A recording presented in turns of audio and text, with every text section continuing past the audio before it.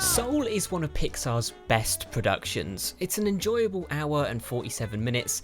It's a genuine and relatable story with heart. However, it's not a perfect movie. It has some flaws in its core that makes it a great movie, but with some annoying problems that would really annoy you if you were to look into it, like I stupidly did. It is a good movie. I feel like I will say that on the top of this thing because I really do like it. It's one of my favourite Pixar movies ever, and it's also my Twitter header. Like, don't get me wrong, I do love this movie. It has many great qualities that I will touch on in this review. However, I feel like there could be some things done to make it even better. Okay, let's start with the positives. What did I like about this movie? First up, I really liked how this movie looked. Graphically, stylishly, it's a beautiful movie.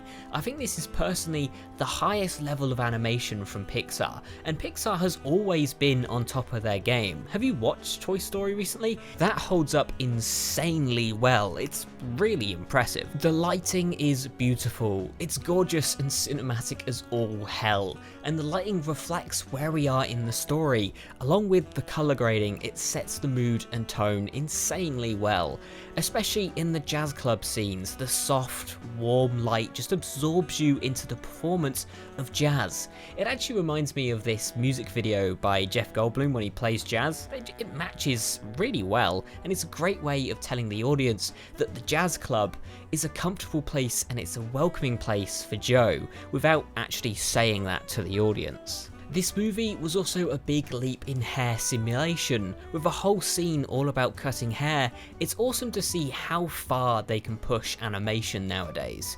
This was also especially cool because in some of the behind the scenes of the movie, a comment was made that it's not very common in animated movies to see a lot of different black hair, and especially having this in a Pixar movie is a great step. The voice acting and voice direction in this movie is solid. Both Jamie Foxx and Tina Fey do a great job and actually have some pretty awesome chemistry.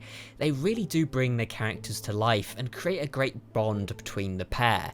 Also, a special mention to some of my favourite people, Richard Ayoade and Graham Norton, for just being so damn awesome. I loved their characters so much. The audio doesn't stop there. Not just the voices, but the score is beautiful.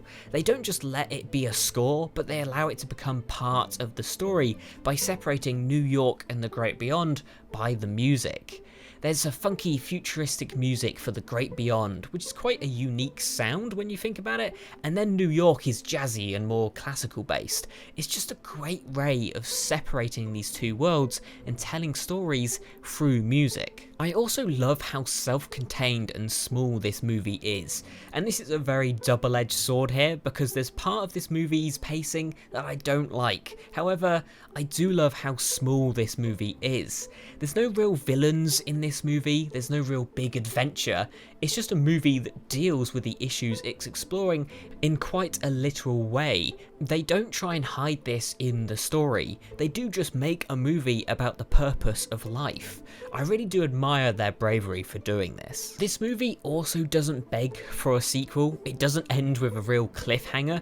This movie doesn't need a sequel, and I really hope they avoid making one. Nowadays, Pixar franchises have sequels shoehorned in where you really don't need them. For example, Finding Dory, Toy Story 4, Monsters University. Please, Pixar, just leave this one alone. But whilst it was a self-contained short feature film, I feel as if it was too short. The pacing for the first 20 to 30 minutes felt way too rushed to be effective at all. I think that we didn't have time to establish key characters and have the death of Joe be impactful on the audience. Along with all the exposition of the Great Beyond being spat out quite quickly, I feel like everything moves too fast. Right from the intro, we see Joe talk about jazz, not be very grateful for getting a job promotion, and complain about not getting any gigs.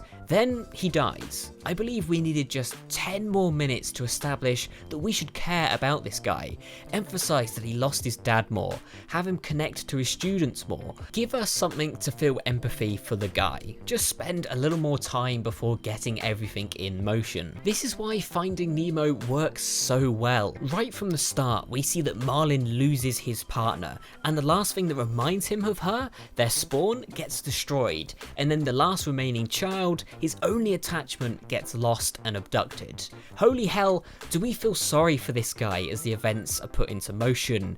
Soul should have taken a similar route in my opinion. Along with this, the ending is way too quick. It's literally just, hey dude, we see you did a good job here, we're giving you a new chance, bye, go through this portal. Like, that is just not a satisfying ending.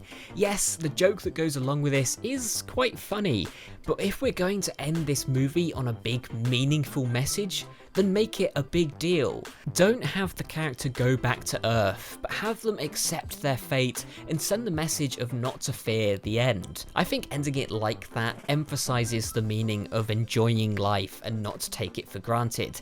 But I do guess it's a Pixar movie, so you can't have the main character die, but hey, what if they did do that? Okay, one last thing, and this original idea does not come from me, it actually comes from the Play, Watch, Listen podcast. Go check it out, it's one of my new favourite shows, it's completely awesome. But in their review of Soul, they touch on this barbershop scene that we spoke about before. This scene where they try to show how awesome a barbershop is. The problem with it is that 22 is way better at communicating in this scene than Joe. The white person is portrayed to be better in this situation than the black person when it's a black barbershop.